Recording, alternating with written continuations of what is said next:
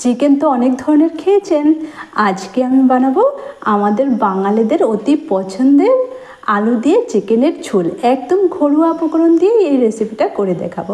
প্রথমে চিকেনটাকে ম্যারিনেট করার জন্য পরিমাণ মতো নুন, হলুদ গুঁড়ো, লঙ্কা গুঁড়ো, জিরে গুঁড়ো, ধনের গুঁড়ো, সর্ষের তেল দিয়ে ভালো করে ম্যারিনেট করে 1 ঘন্টা রেখে দিয়েছিলাম।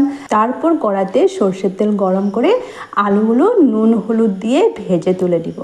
আমি এই রান্নাতে কাজু বাটা, টক দই কিছুই দেবো না, ঘরোয়া উপকরণ দিয়েই রান্নাটা করবো। তারপর একে তেলে পেঁয়াজ ভেজে নিব। আমি এখানে 4টি পেঁয়াজকে কুচি করে নিয়েছিলাম। এই যে পেঁয়াজ ভাজা হয়ে গেছে, অর্ধেক পেঁয়াজ তুলে নিব।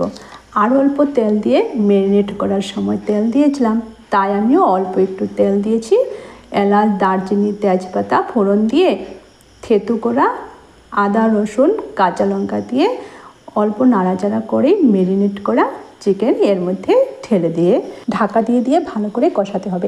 80% সেদ্ধ হয়ে গেলে একটি টমেটো লম্বা লম্বা করে কেটে দিয়ে আবারও ঢাকা চাপা দিয়ে কষিয়ে নিতে হবে। তারপর ভেজে রাখা আলুগুলো দিয়ে একটু নাড়াচাড়া করে পরিমাণ মতো গরম জল দিয়ে দিই। ঝোল ফুটে উঠলে ভাজা পেঁয়াজ তুলে রেখেছিলাম, এই ভাজা পেঁয়াজটাকে পেস্ট করে এর মধ্যে দিয়ে নামিয়ে নিলেই তৈরি। আমার ভিডিওটা দেখার জন্য আপনাদেরকে অনেক অনেক ধন্যবাদ। সবাই ভালো থাকুন, সুস্থ থাকুন, টাটা।